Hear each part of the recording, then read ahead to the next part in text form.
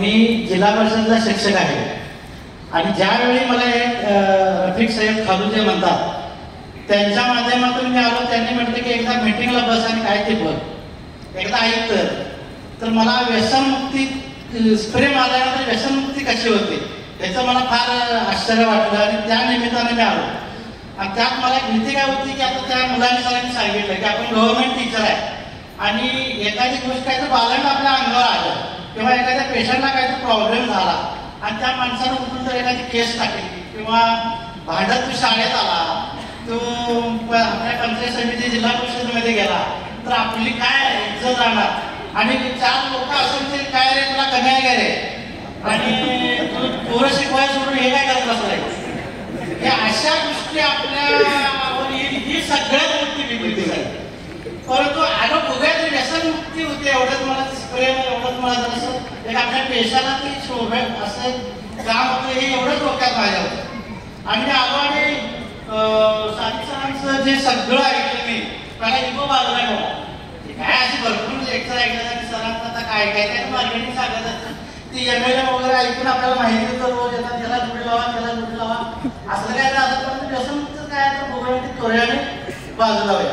तर मी इतका इम्प्रेस झालो साथीचं तुमचं ऐकून की मला आयुष्यात असला माणूस कधी भेटला नाही. कारण तुम्ही देवाच्या रूपाने बरोबर तुम्हाला देवाने मला प्रशिक्षण पाठवले नाही. आणि मी लगेच 50ची ऑर्डर मारली. 50ची ऑर्डर मारल्यानंतर घरी गेलो आणि घरी गेल्यानंतर बघितलं तर एक संपवायचं असेल कारण मला प्रश्न पडला. मग आमच्या ग्रुपमध्ये आमच्या शिक्षणाच्या ग्रुपमध्ये हे टाकलं मी सगळं आणि टाकल्यानंतर विचारायला तू काय करायला लागले आता हे काय आणलं नाही घंटा ठीक आहे. तर मी म्हटलं बघा तरी कारण बरेच लोक कसं असतात आपलं व्यसन सांगत नाहीत किंवा शुगर आहे सुद्धा एक लागत लोक बरेच लोक सांगत नाहीत आपापल्या लोकांना. तर त्यांनी मला मी काही शिक्षकांना तसंच दिलं आणि पगाराला तुला पैसे देणार असं म्हटल्यानंतर बरं असं जे म्हटलं काय गेलं तर जाऊ देत म्हटलं पैसे रिझल्ट नाही आला तर तुला आता पैसे मिळणार नाही म्हणतील काय होईल होईल म्हटलं. आणि त्यांना मी एक 8 शिक्षकांना मी ते वाटलं आणि वाटल्यानंतर 15 दिवसांना हळूहळू रिझल्ट आले की म्हणाले सर चांगलं आहे आणि पगाराला पैसे मी तुमचे आताच घेऊन जावा आणि पुढल्या पगाराला आली मी पुढचा आणि मला प्रोडक्ट मला परत पाहिजे. आणि असं म्हटल्यानंतर माझा उत्साह वाढला. मी तुम्हाला सांगतो पहिले 50 प्रोडक्ट मी 2 व्हीलर घेऊन फिरून दिले मित्रांना आणि आपल्या शिक्षकांना जवळच्या नातेवाईकांना. म्हणजे तुम्हाला जर काम करायचं असेल तर कोण नवीन माणसं असतील तर पहिला ऑफलाईन तुम्ही पहिला काम करायला पाहिजे. जे मित्र नातेवाईक त्यावेळी तुमचा उत्साह वाढत नाही काम करायला.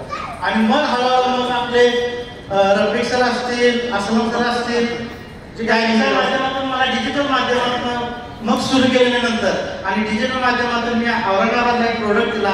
औरंगाबाद मला एक फोन आला 5 दिवसानं अहो असं कसं काय मी तुम्हाला सोडणार नाही म्हणाला.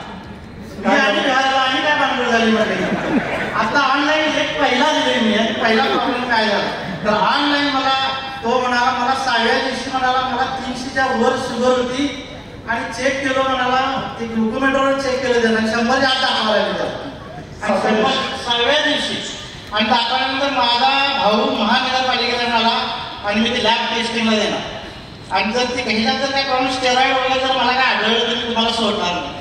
माझा हात पाय पूर्ण गळाला कारण आता जर ह्याने चेक केला आणि जर काय प्रॉब्लेम आला तर सगळ्यात मोठी वाईट गोष्ट म्हटलं आता तर मी आता देवाचा धावा करत बसलो आणि 3 दिवसानंतर त्याचा फोन आला साहेब खरोखर मी चुकलो सॉरी मला तर कुठलेही त्यामध्ये प्रॉब्लेम नाही अगदी तुमचा रिझल्ट चांगला आहे मी तुम्हाला धन्यवाद असं त्याला सांगितलं.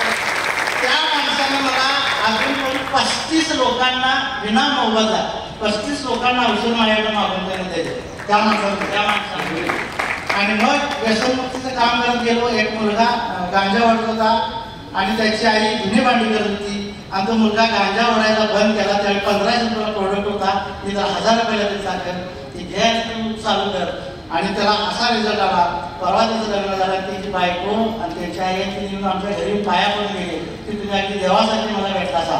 आणि अशा प्रकारे मला एक चांगला प्लॅटफॉर्म मिळाला. मला लोकांना मान सन्मान मिळाला. तर आमच्या शिक्षण विभागाने माझे सत्कार झाले पुरस्कार मिळाले या सगळ्या गोष्टी झाल्या.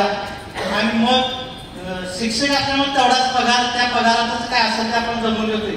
मी घर बांधलं आणि गाडी घेतली आणि माझ्या फक्त हातात 9 ते 10,000 रुपये येते. आणि मग प्रत्येक वेळा बायको विचारायची ते हे घ्या ते घ्या, नाही मॅडम पैसे देत म्हणायचे. आणि हा प्लॅटफॉर्म मिळाला आणि मग तुम्ही इतकं काम करायलाय, मोबाईल करायलाय, मोटरसायकल फिरताय, तुम्ही काय करणार? चल म्हटलं एक दिवशी. आणि परवा त्याला घेणार मलबार मध्ये येऊन 6 तोळ्याचं दागिने घेतले. मग बायको म्हणजे चांगलं काम करायला लागलाय. आणि अशा प्रकारचं माझं काम झालं. आणि तुम्हाला सांगायचं आश्चर्य म्हणजे मी आता ऑनलाईन फक्त 15 मिनिटं काम करतो, फक्त 15 मिनिटं. बाकीचं काम मी अजिबात करत नाही. दिवसभर माझा phone I call back later म्हणून येतो. संध्याकाळी घरी आल्यानंतर मी लोकांना कॉलवर उत्तर देतो. शाळेला तुम्ही फोन घेता, कारण शाळेचा प्रॉब्लेम आहे. लोकांनी सर शिकवायला सोडून ते मोबाईलवर विकतच बसतात असं म्हणते. तर मी फक्त सकाळी 15 मिनिटं काम करतो, बेडवरनं झोपून उठल्याबरोबर.